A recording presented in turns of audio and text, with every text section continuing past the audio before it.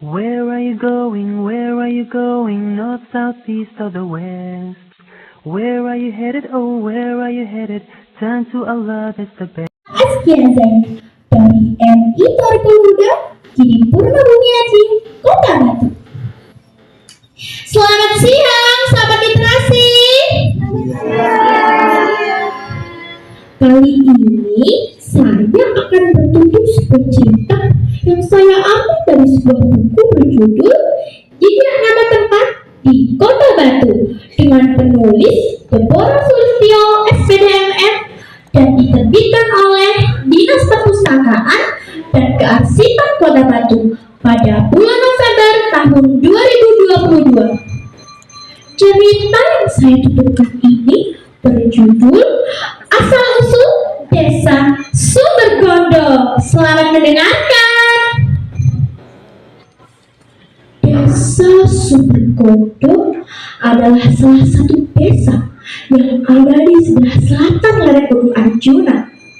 Sejarah desa ini erat hubungannya dengan salah satu kerajaan di Jawa, yaitu Kerajaan Mataram kuno yang diperintah oleh Raja Ibu Sidok yang memindahkan pusat kerajaan dari Jawa Tengah ke Jawa Timur pada tahun 929 Masehi.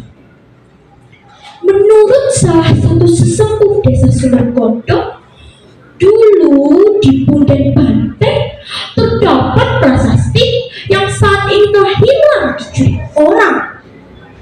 Di bawah pohon kampatan ada kepala gajah yang bertuliskan Sonyo Wono Kiri, yang berarti sebuah angka jika dibalik akan menjadi tahun 760 Jawa.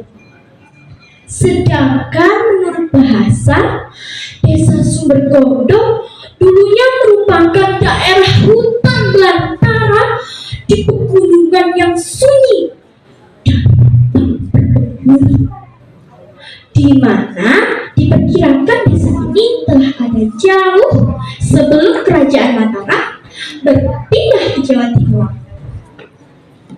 Dikisahkan orang yang pertama kali babat alas di desa ini bernama Mbah Mertani, yang memiliki nama asli Raden Mas Aryo Panunggal dan mempunyai istri bernama Dewi Ningrum yang dikenal dengan nama Ipaini.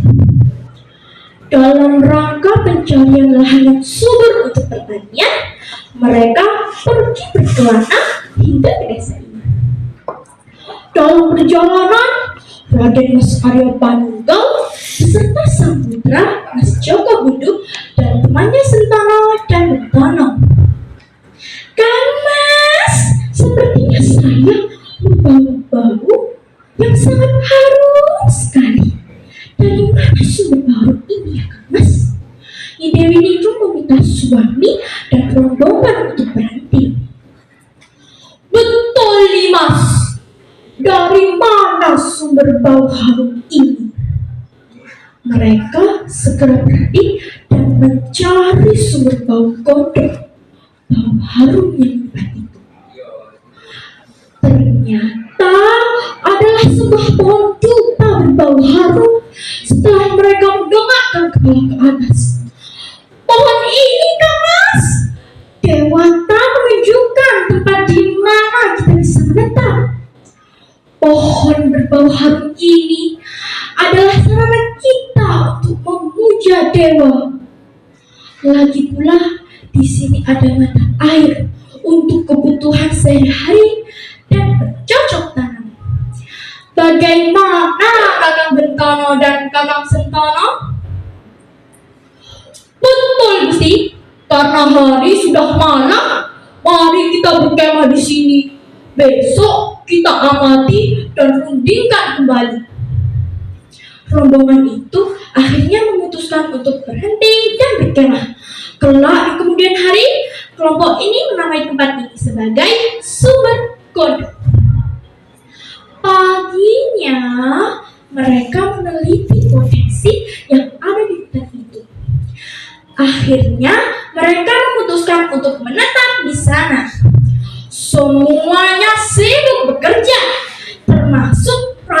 Sang Panunggal dan istri. Akan tetapi Raden Jogobundu masih enak-enak tidur. Konon menurut cerita, dia bertumpuk suka makan dan tidur. Joko, bangunlah, bantu mereka semua yang sedang bekerja, membuka lahan dan membangun rumah. Teriak ibunya berkali-kali, namun dia tidak menghiraukannya. Dan itu terjadi berhari-hari.